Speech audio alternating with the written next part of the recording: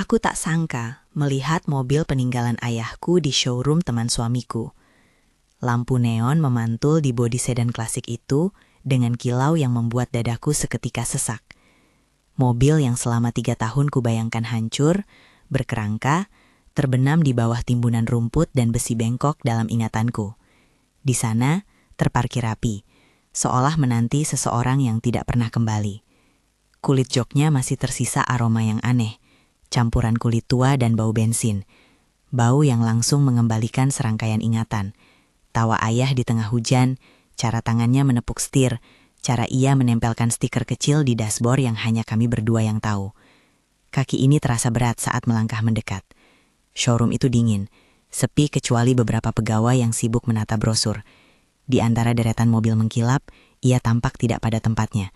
Lebih tua dari model yang dipajang, namun dijaga dengan kaku, seperti artefak yang disimpan untuk dipertontonkan. Mataku mengikuti garis kap mesin, bekas lecet halus di sisi kiri yang hanya pernah kulihat sekali. Ketika ayah mengajakku ke bengkel seminggu sebelum kecelakaan, ia menunjuk bekas itu sambil bergurau bahwa itu tanda kami hampir sampai di klub motor tua. Bekas itu, sedemikian kecil, cukup membenarkan kecurigaanku. Apa yang terjadi? Suara Fahri di belakangku tiba-tiba seperti jarum, tajam. Wajahnya pucat, alisnya berkerut, tapi suaranya terkendali, sama seperti dulu, ketika ia menenangkan aku setelah mimpi buruk. Ia berjalan cepat mendekat, lalu berhenti tepat di sampingku, memberi jarak yang cukup agar setiap kata yang keluar dari mulutnya terdengar normal. "Apa maksudmu memajang ini di sini?" tanyaku, tapi suaraku bergetar. Roni muncul beberapa langkah kemudian. Ia selalu punya cara tersenyum yang membuat orang sedikit kurang waspada. "Restorasi, Naya." Klien menitipkan, "Masih proses. Tahu sendiri, mobil klasik butuh waktu." Ia melemparkan kalimat itu seperti selimut tebal yang harusnya menutupiku. Namun selimut itu tipis, retakannya jelas. Insting langsung menuntun tanganku ke dashboard. Bukan sembarang bagian. Ada sebuah retakan kecil sejajar dengan stiker yang dulu ayah rekatkan. Kami punya ritual, di antara ganti oli dan mencuci. Ayah selalu menyelipkan sebuah kancing kecil di laci dashboard. Kancing yang beliau bilang sebagai jaminan terakhir. Ia menganggapnya lucu. Aku yang selalu lupa membalas gurauannya. Sekarang telunjukku menekan di sudut laci, mencari pola yang hanya aku dan ayah tahu. Ada tekanan tertentu, tidak terlalu kuat, dan laci itu menolak, lalu terbuka, seolah wartawan membuka lembaran yang disegel. Di dalam, ada lipatan kain kecil, selembar kertas yang sudah lama pudar, dan noda kecoklatan.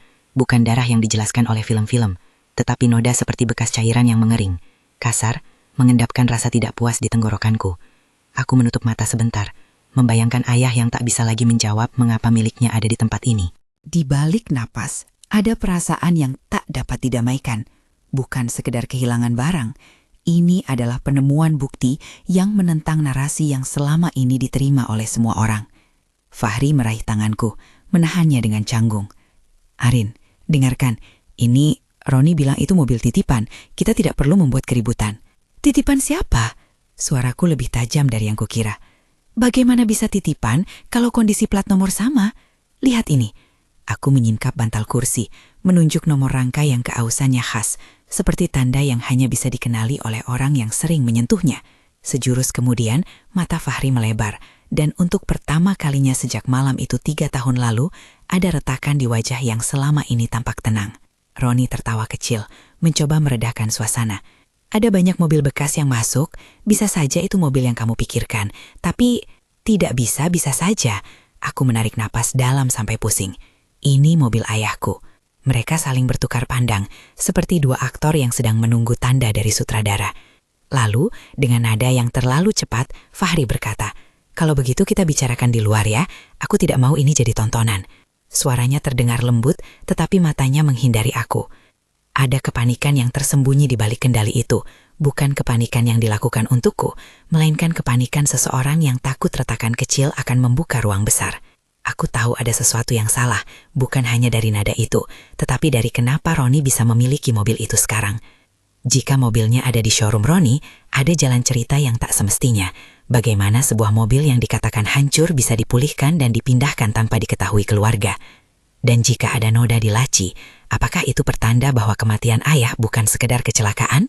Mereka membawa saya ke ruang tamu showroom, sofa berbulu, lampu gantung modern yang kontras dengan mobil kuno, untuk percakapan yang saya tahu akan penuh manuver. Mereka menandai nada-nada yang seharusnya menenangkan. Mereka mencoba mengalihkan pembicaraan ke restorasi, biaya, klien fiktif.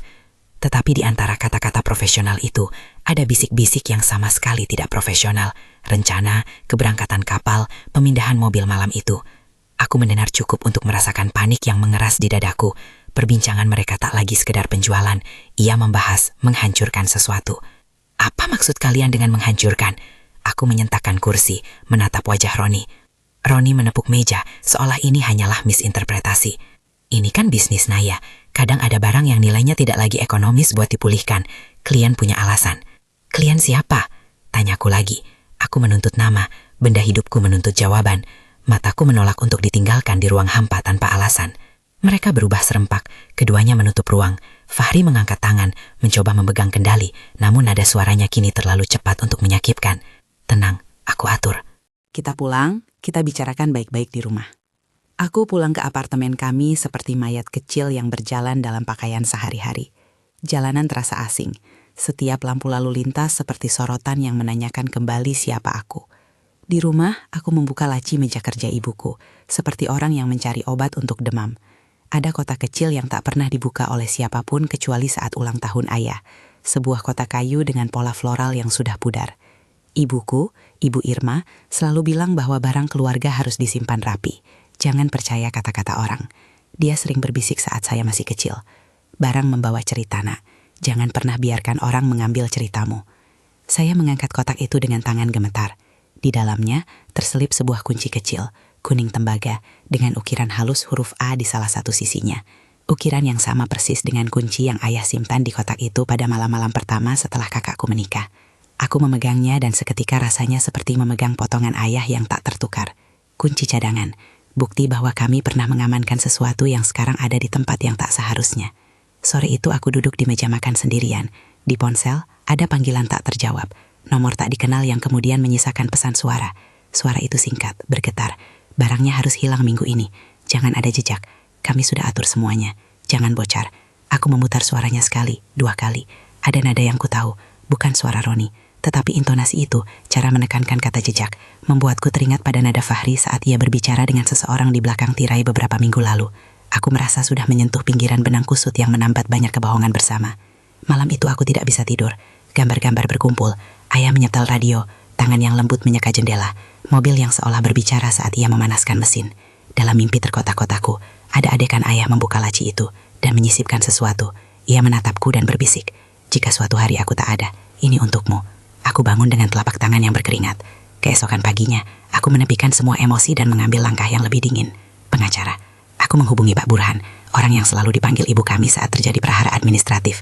Tenang, berpengalaman, dan punya suara yang bisa menyejukkan argumentasi paling panas. Ketika ia datang, ia membawa ketenangan yang seperti pagar besi. Ia mendengarkan tanpa menyelah, matanya membaca setiap jeda di suaraku. "Kita harus bertindak cepat, tetapi cermat," katanya setelah aku menceritakan segalanya. "Yang pertama, jangan membuat konfrontasi yang membuatmu tampak emosional semata.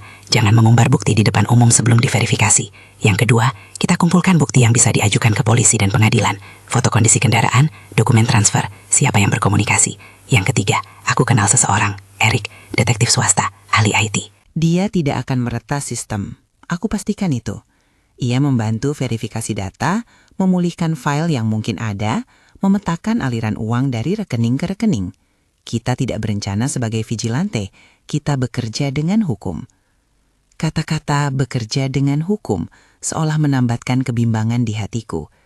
Di satu sisi ada dorongan amarah yang ingin kubalas dengan segala cara, tapi di sisi lain ada suara kecil ayah di kepala yang selalu berkata, "Arina, pilih jalan yang bisa kau jalankan sampai tujuan." Aku memilih hukum karena aku ingin kebenaran diakui, bukan sekedar ditutupi oleh tikungan tajam dan janji-janji palsu. Kami membuat daftar awal bukti. Aku memberi Pak Burhan foto-foto buram yang kubuat di showroom, nomor rangka, lekukan lama, bekas stiker. Ia mencatatnya, menandainya dengan kode. Lalu ia menyarankan langkah yang sulit. "Kita butuh saksi yang tak bias. Pikirkan siapa yang bisa dihadirkan," katanya. "Siapa yang melihat atau yang sering berinteraksi dengan Roni dan Fahri. Siapapun yang memiliki kepentingan berbeda." Aku berpikir tentang pegawai showroom, Wajah-wajah yang berlalu lalang, beberapa yang kukenal dari pesta pernikahan kami, beberapa yang menyeringai pada sapuan rumput. Tapi ada satu nama yang muncul jelas, Erik. Tidak karena ia saksi, tapi karena ia bisa menjadi instrumen untuk membuka catatan-catatan yang disimpan rapat-rapat. Burhan mengeluarkan kartu bisnisnya dan menulis nomor yang langsung saja kucatat di ponsel. Hubungi dia, tapi jangan ceritakan semuanya lewat telepon. Temui dia, instruksinya. Pertemuan dengan Erik sedikit berbeda. Ia tampak muda, namun matanya tajam, seperti orang yang mengamati detail orang lain untuk menghubungkannya menjadi pola. Ia mengenakan jaket polos, membawa sebuah tas ransel berisi peralatan profesional, bukan peralatan meretas, tetapi alat untuk verifikasi digital, perekam legal, kamera forensik portable. Ia bertanya banyak hal, kronologi, orang-orang yang terlibat, motif yang mungkin timbul dari hak waris dan asuransi. Ia menunjukkan buku catatan yang rapi, menulis di sana, tidak melakukan ilegal, mengumpulkan fakta, mengamankan bukti. Saya butuh sesuatu yang konkret, Bu Arina, katanya. Foto Anda bagus, tapi mereka bisa bilang itu rekayasa. Kita butuh lebih, komunikasi tertulis, bukti transaksi, saksi tidak berkepentingan. Juga sesuatu yang mengaitkan mobil itu ke peristiwa 3 tahun lalu, benda yang hanya akan ada jika ada hubungannya dengan kecelakaan. Aku menceritakan tentang laci dan kain yang kubawa pulang, tentang kunci di kotak ibu. Erik mengangguk pelan. Itu bisa jadi titik awal, kain yang ada noda. Jika kita bawa ke forensik yang benar, mungkin ada residu yang mengaitkan ke luka atau zat yang terkait. Tapi itu harus dilakukan melalui jalur resmi, agar hasilnya bisa diterima pengadilan. Sekali lagi hukum sebagai penopang, sekali lagi langkah-langkah yang memaksa kita mencari jalur yang panjang, bukan yang instan. Namun semua alternatif itu terasa benar. Aku memberikan kepada Erik salinan foto yang kubuat, nomor rangka yang kubaca, dan kotak kunci yang kubawa. Ia menyentuh barang-barang itu dengan kesopanan, tidak tergesa-gesa, seperti orang yang mengerti hantu emosi yang menempel pada benda. Sementara itu, di balik layar, sesuatu berubah. Dalam beberapa hari, ada telepon yang datang kepada ibu. Pesan singkat yang isinya samar. Biarkan hal itu, jangan buka kotak. Ibu Irma, yang biasanya keras dan tegas, gemetar saat menyampaikan itu. Mereka bilang jangan mengaduk, katanya. Aku takut, Nak. Aku tidak mau terlibat. Suaranya patah, dan aku tahu ketakutannya bukan sekadar untuk dirinya. Ada rasa kehilangan lagi yang membuatnya mengalah. Ketakutan itu makin nyata ketika aku mulai menyisir percakapan lama di ponsel ayah. Rekaman telepon, pesan singkat yang selama ini kukira hanya memo harian. Ada satu panggilan yang terekam menjadi dokumen. Panggilan singkat antara ayah dan seseorang yang namanya tak kulekatkan di memori. Intonasinya formal, namun ada tekanan pada kata-kata. Kita akan atur semuanya agar tidak mencurigakan. Kita bereskan dokumen. Suara itu berhenti di sana, tapi cukup untuk membuat kulitku merinding. Siapa yang membuat dokumen? Untuk siapa keuntungannya? Dan mengapa ayah yang sering bercanda tiba-tiba berada di tengah urusan yang membuatnya berbicara dengan nada seperti itu? Erik mulai bekerja diam-diam. Ia mengarahkan aku untuk menyimpan segala bukti fisik di tempat aman, untuk tidak mengunggah ke media sosial, untuk menahan diri dari konfrontasi langsung. Beberapa hari itu kami melakukan pertemuan singkat di kantor pengacara, membahas strategi. Kami menyusun daftar saksi, pegawai showroom yang mungkin mengetahui pemindahan malam, sopir angkutan yang biasa bekerja untuk Roni, warga pelabuhan yang mungkin melihat pengiriman mobil. Erik juga berjanji mencari jejak digital, email, pesan, bukti transfer yang mungkin tersembunyi dalam server pihak ketiga. Ia menekankan pentingnya tautan hukum. Setiap langkah harus bisa dipertanggungjawabkan di pengadilan. Di sela-sela rencana itu, aku melakukan sesuatu yang lebih pribadi. Aku mengunjungi makam ayah. Biasanya aku datang pada hari ulang tahunnya. Kali ini aku datang tanpa peringatan. Di antara bunga yang layu, aku berbicara kepadanya seperti berbicara pada teman lama. Ayah, kataku, menelusuri huruf pada nisannya. Apa yang kau tinggalkan sebenarnya? Aku tidak datang demi mobil. Aku datang demi kebenaran. Bukan supaya namamu dicemari, tapi supaya orang yang mengambil milikmu bertanggung jawab. Udara dingin menusuk. Aku menempelkan kunci cadangan yang kubawa ke batu nisannya, seolah mengembalikan bagian darinya di tempat yang benar. Tangisku tercekat. Bukan dari keputusasaan semata, tapi dari tekad yang mulai mengkristal. Malam itu, ketika aku pulang, ada amplop di meja ruang tamu, tanpa nama, tanpa perangko. Di dalamnya hanya foto hitam putih yang diambil sembunyi-sembunyi. Foto ayah berdiri di samping mobil, namun ada seseorang berdiri di belakang kaca. Sebuah siluet yang menonjol, dengan gaya rambut yang membuatku teringat pada Roni. Namun tidak cukup jelas, kamera tidak menangkap muka. Ada juga selembar nota kecil, berhenti sebelum terlambat. Pesan itu bukan ancaman kosong, ia adalah alarm yang menandakan bahwa garis batas mulai ditarik. Sejak saat itu, aku hidup di antara dua kehidupan. Siang hari aku menata dokumen-dokumen legal dan diskusi strategi, malam hari aku menyortir memori, menimbang setiap percakapan, menimbang siapa yang harus kupercaya. Fahri tetap di dekatku secara fisik, namun ada jarak antara kami yang tak bisa diukur dengan jam. Terkadang ia tidur dengan ponsel di sampingnya, mata merah karena kurang tidur, dan aku menemukan pesan yang dikirimnya pada angka yang tidak kukenal. Pesan singkat tertulis singkat, lalu dihapus. Ketika kulihat riwayat panggilan, ada slot kosong di beberapa malam. Panggilan yang terjadi antara pukul 2 dan 4 pagi yang dihapus segera setelah itu. Aku punya rasa yang buruk tentang itu, tetapi tidak bukti yang bisa kuangkat di depan mata. Suatu sore, ketika hujan kecil mengetuk jendela, Erik datang dengan laporan awal. Kami tidak menemukan bukti langsung di server Roni, katanya sambil menuangkan kopi. Tapi ada transfer ke rekening perusahaan cangkang, rekening yang sering dipakai untuk menutupi transaksi jual beli kendaraan restorasi. Rekening itu kemudian mengalir ke rekening lain, dan akhirnya ke sebuah rekening yang berkaitan dengan alamat gudang di pelabuhan. Apakah itu cukup? Tanyaku, berharap jawaban yang memuaskan. Cukup untuk meminta surat perintah penggeledahan jika kita mengajukan permintaan ke polisi dengan kerangka bukti yang solid, nomor rangka, kepemilikan, catatan transaksi. Tapi kita butuh lebih dari itu untuk membuatnya kuat, komunikasi yang menghubungkan mereka, atau barang yang mengikat mobil ke peristiwa kematian ayah. Aku menarik napas panjang. Ada sesuatu yang bisa kita lakukan lebih cepat? Aku tidak bisa hanya menunggu. Erik menatapku penuh simpati. Kamu akan merasa ingin bertindak, itu normal. Tapi ini bukan soal waktu kita sebagai individu, ini tentang waktu hukum.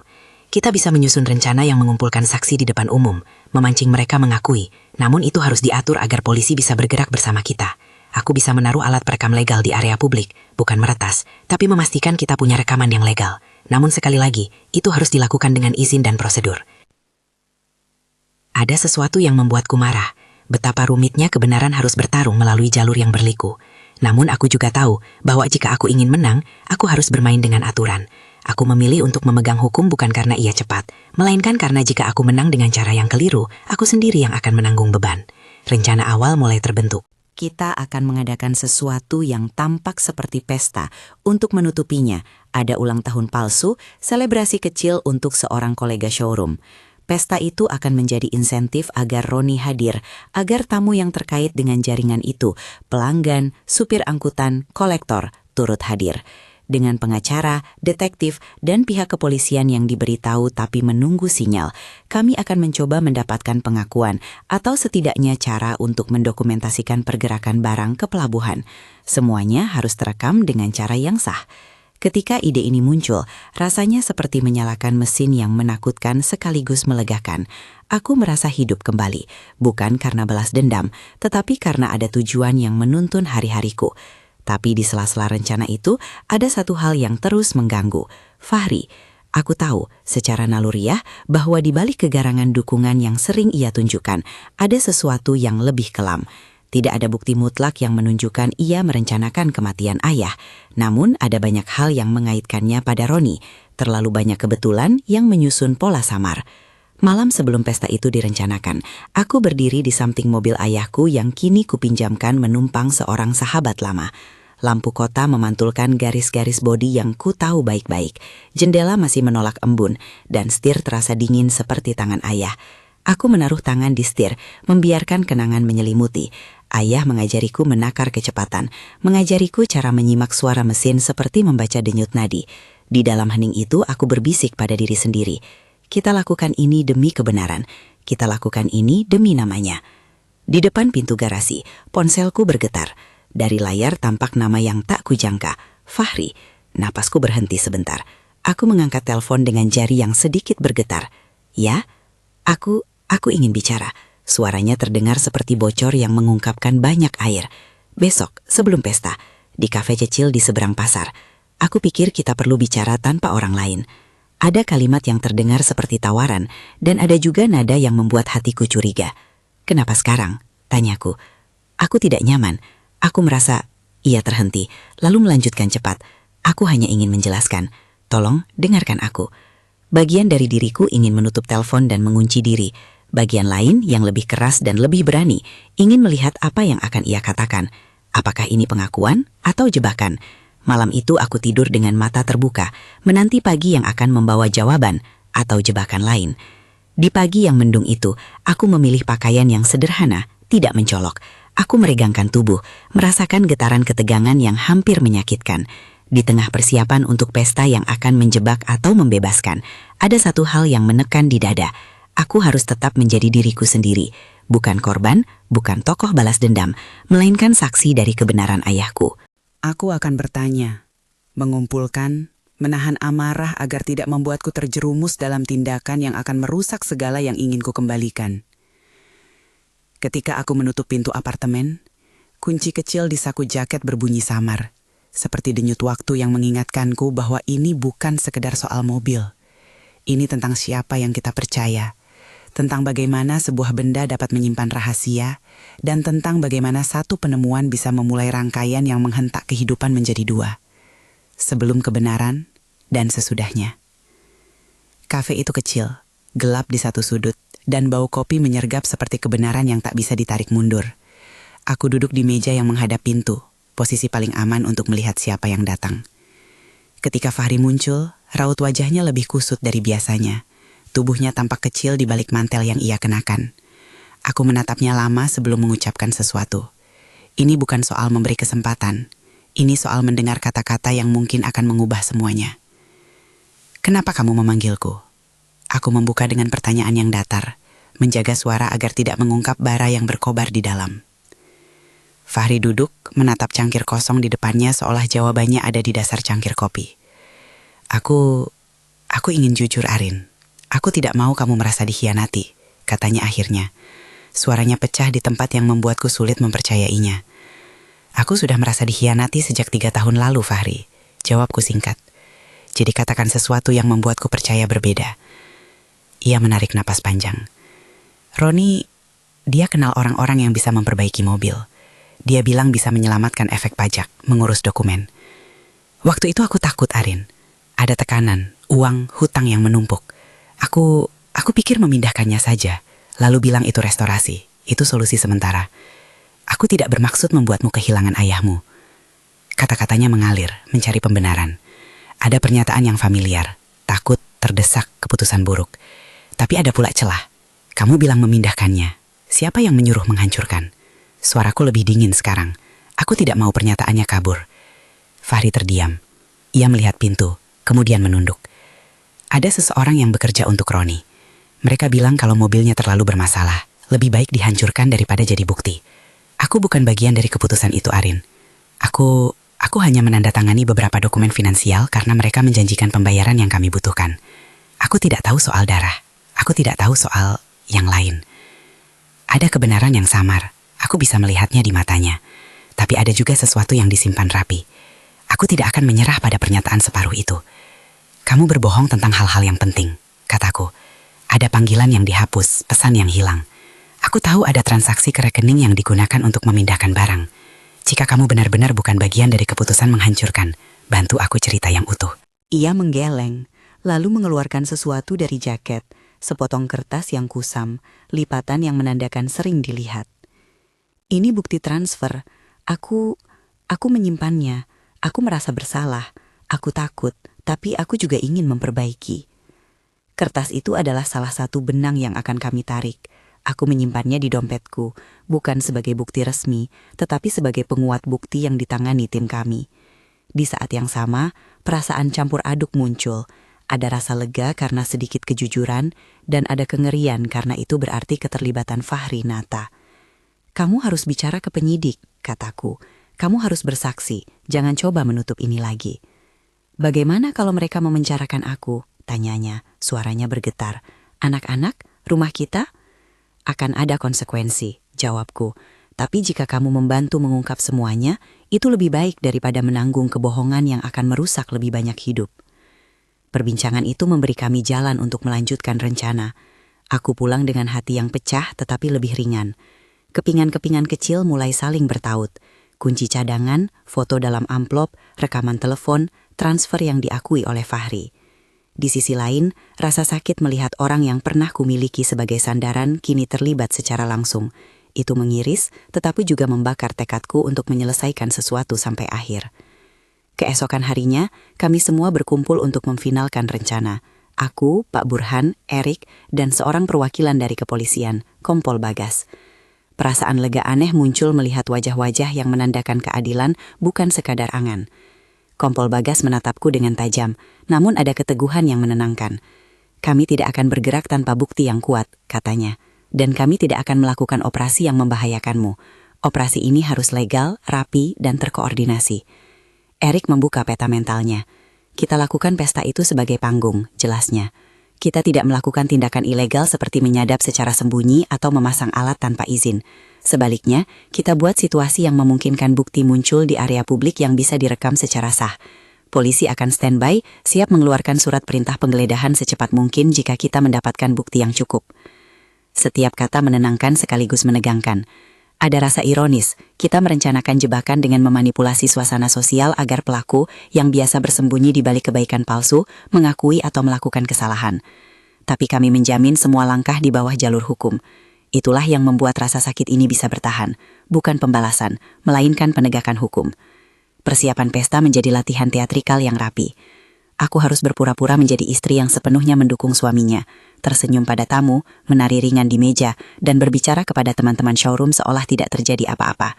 Aku berlatih ekspresi yang pas, naif, sedikit remah tawa, namun selalu siap berubah menjadi tajam jika situasi memerlukan.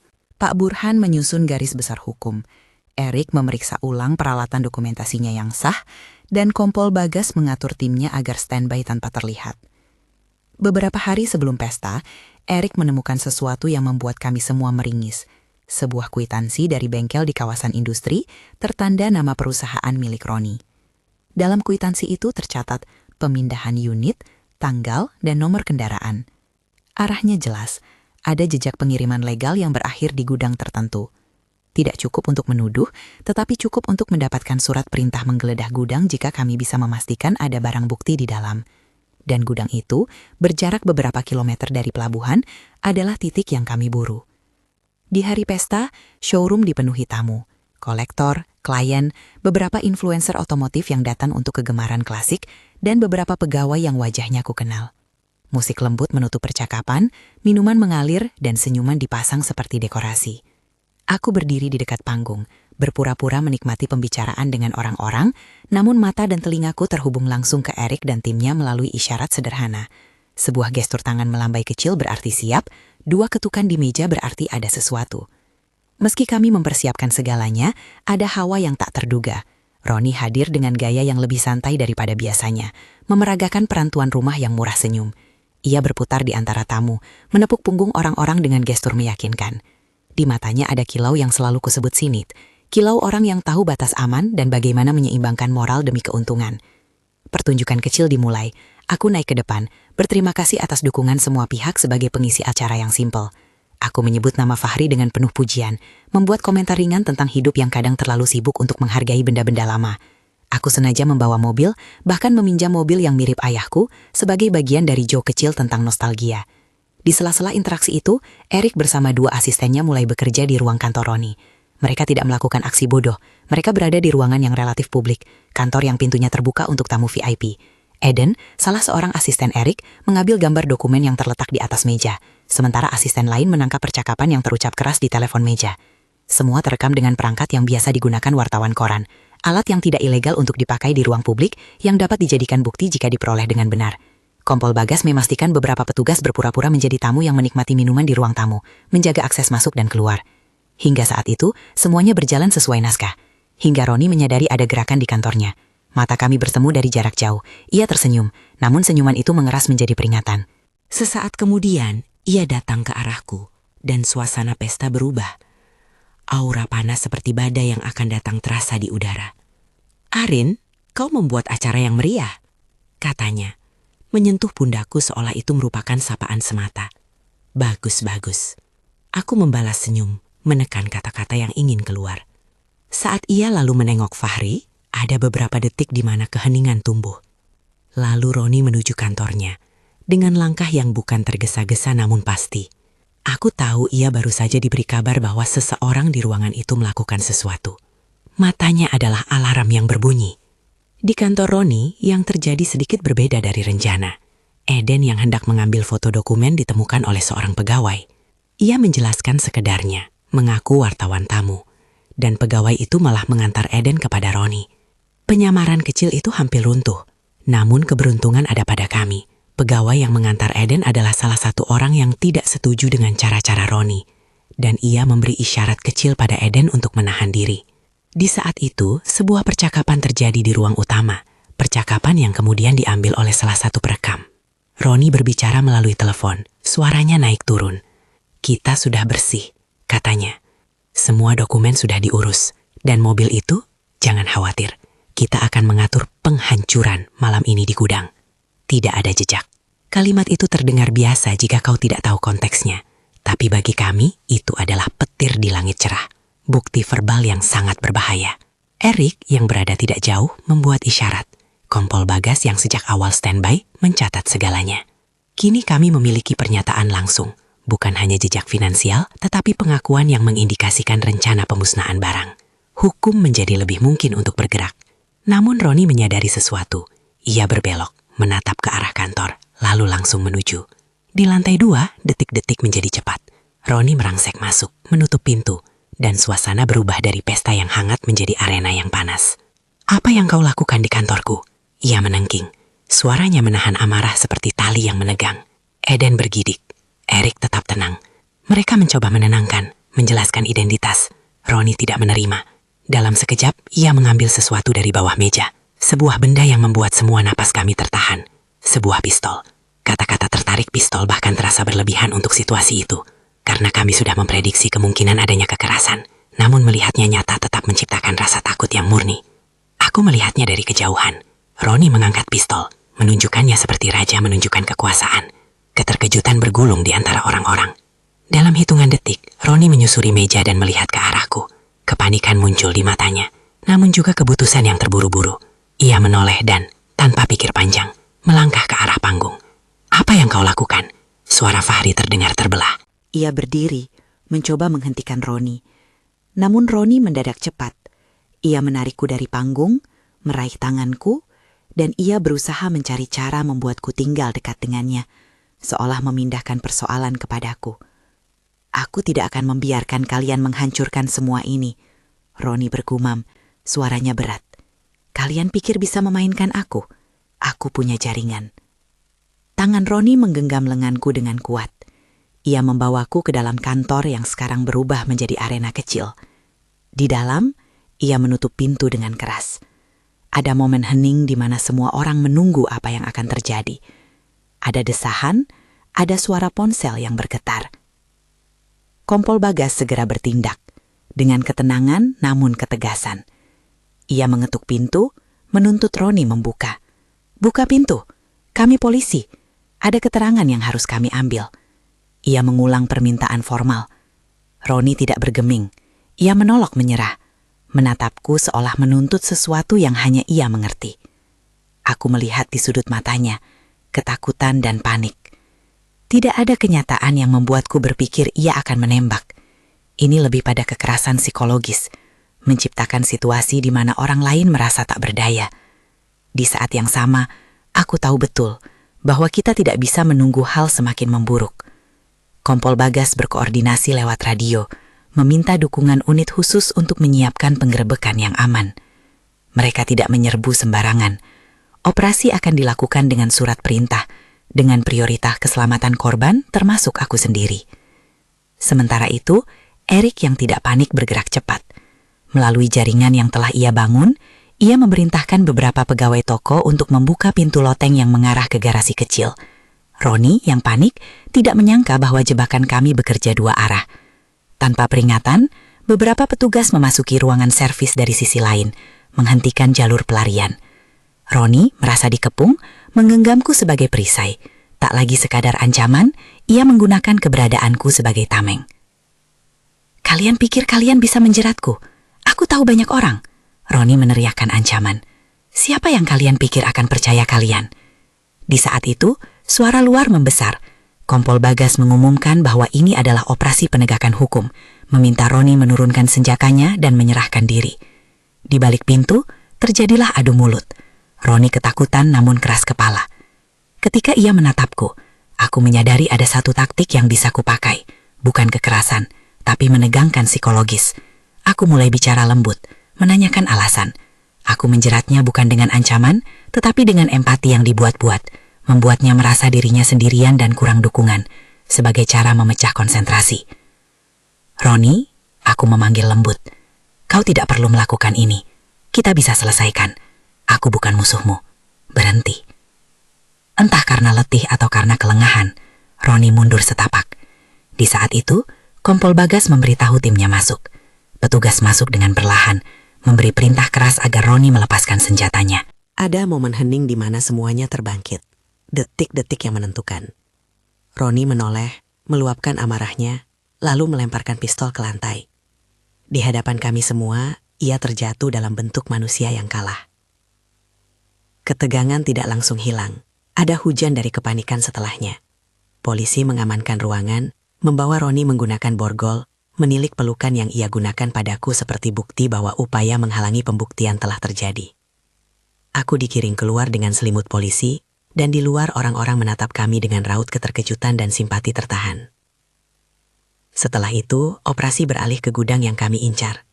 Dengan bukti lisan yang sudah kami dapatkan dari rekaman, dan pengakuan yang mengarah pada rencana penghancuran, Kompol Bagas menindaklanjuti dengan surat perintah penggeledahan. Tim forensik masuk, menyisir setiap sudut. Di dalam salah satu kontainer, mereka menemukan sesuatu yang tak pernah kubayangkan. Sebuah panel palsu di bagasi sebuah mobil yang telah direstorasi. Di baliknya, sebuah paket kecil yang dibungkus rapat. Petugas membuka paket itu dengan prosedur forensik.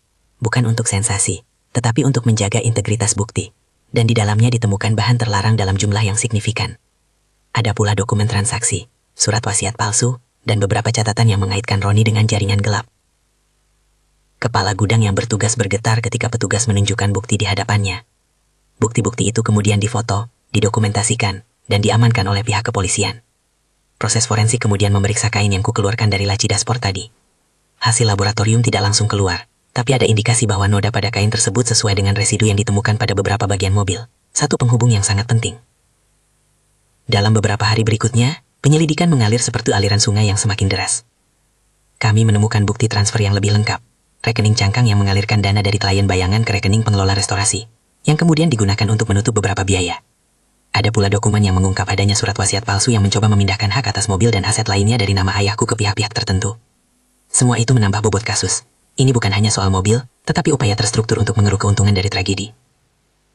Fahri, yang awalnya takut, akhirnya bersedia bersaksi. Ia mengungkap sejumlah nama, percakapan, dan kronologi tindakan yang membuat struktur konspirasi semakin jelas. Di pengadilan, pengakuannya menjadi salah satu pilar yang mendukung dakwaan. Namun aku tahu, di balik kesediaannya, ada bayaran berat yang harus ia tanggung. Kehilangan kepercayaan, kehilangan keluarga, dan kemungkinan hukuman. Aku tidak menikmatinya. Aku hanya menginginkan kebenaran. Sidang demi sidang dimulai. Roni datang dengan raut yang dingin, mencoba menyusun pertahanan yang lusuh.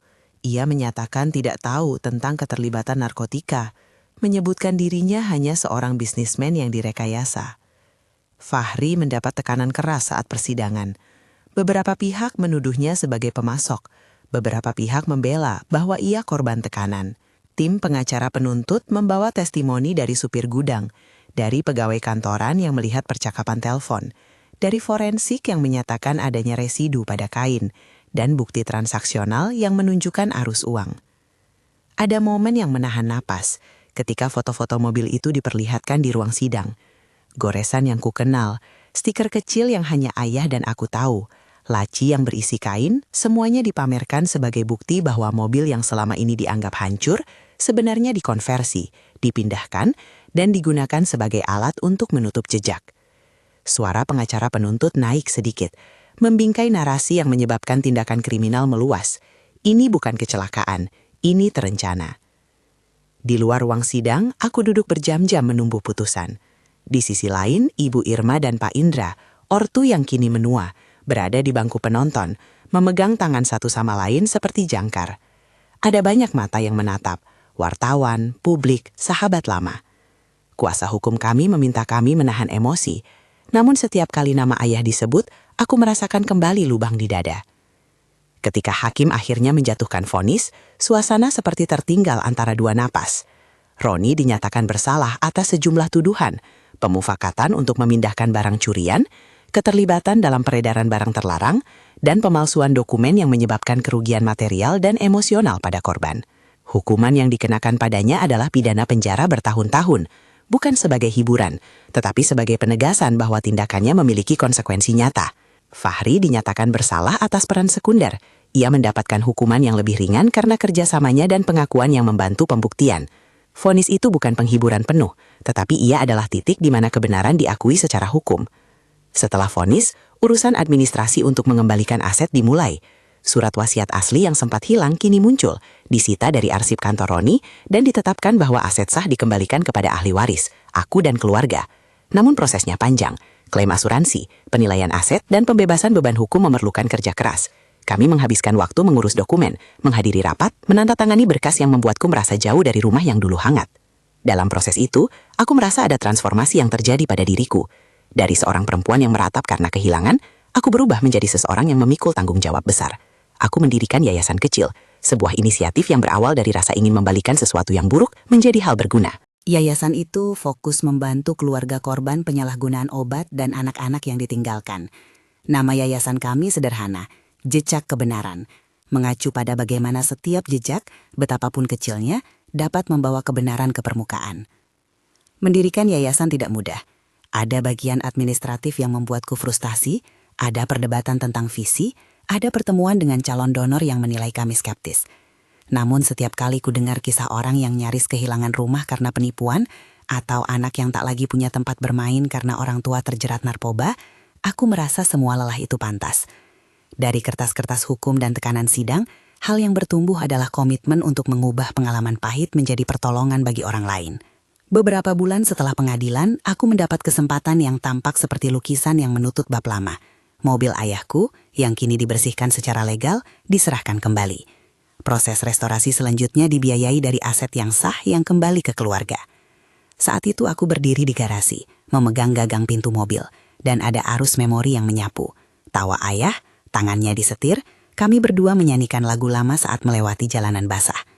Aku menempuh perjalanan singkat, mengemudi perlahan melintasi kota yang kini terasa berbeda. Setiap lampu lalu lintas adalah pengingat bahwa hidup terus bergerak.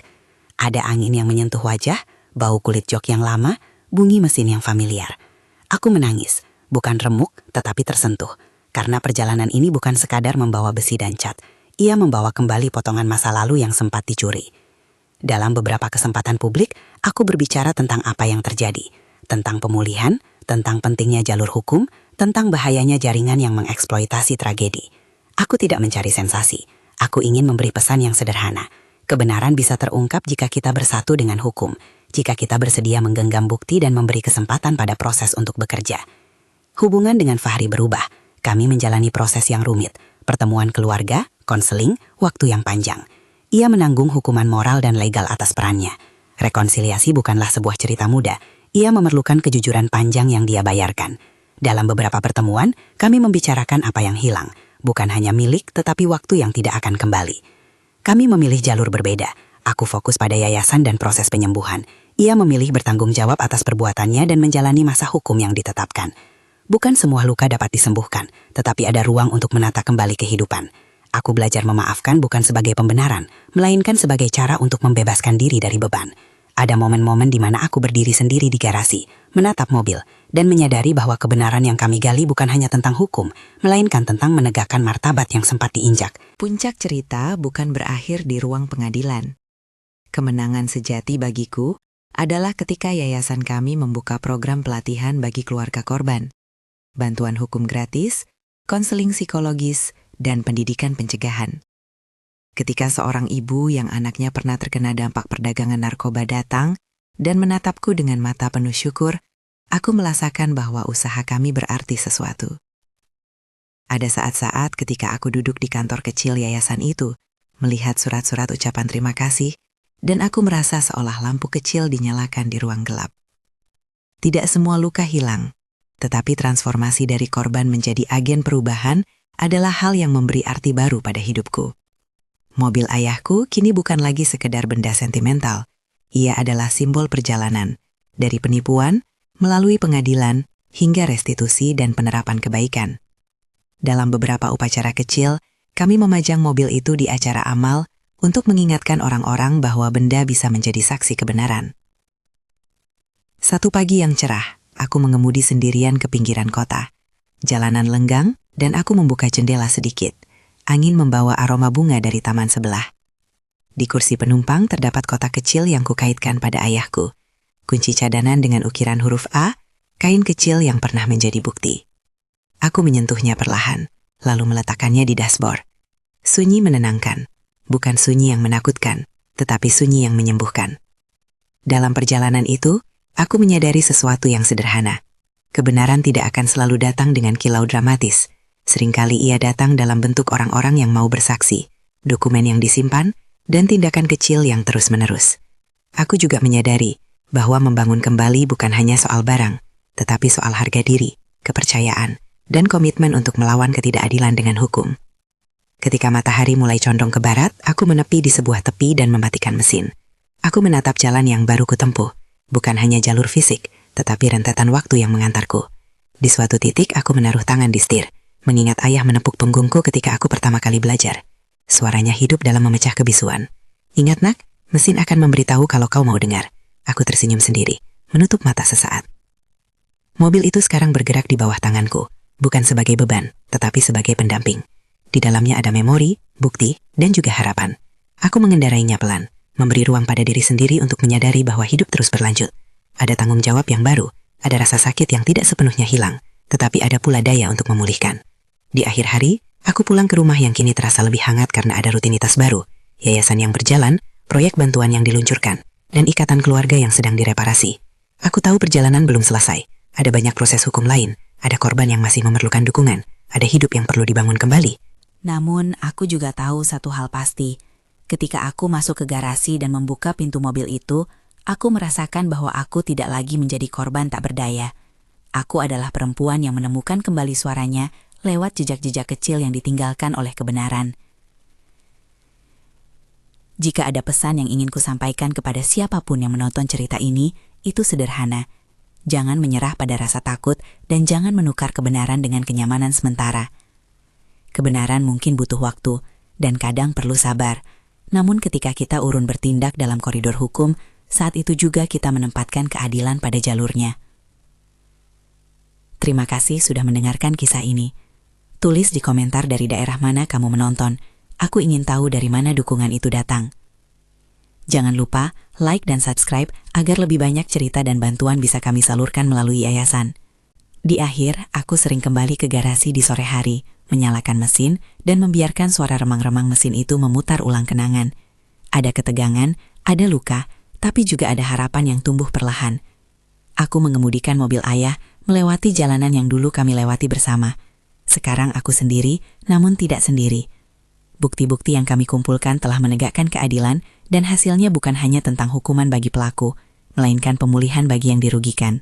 Pada hari peresmian yayasan, kami mengundang penghuni kampung yang pernah menjadi saksi, beberapa keluarga korban yang mendapat bantuan, dan juga mantan pegawai showroom yang mau memberi kesaksian. Saat itu aku berdiri di depan kerumunan kecil, menatap wajah-wajah yang berbeda, dan aku berkata, ini bukan tentang balas dendam, ini tentang memulihkan martabat, memberi peluang, dan memastikan tragedi tidak menjadi ladang bagi mereka yang mengambil keuntungan. Ketika acara selesai, seseorang memberi bunga kecil. Aku taruhnya di dashboard mobil, sebuah lambang bahwa perjalanan kami bukan hanya tentang bahan hukum, tetapi juga tentang empati dan pengharapan. Lalu aku menyalakan mesin, menekan pedal perlahan, dan mengendarai mobil itu ke arah matahari yang semakin merunduk, menuju hari-hari yang mungkin akan sulit, tetapi juga penuh kemungkinan baru.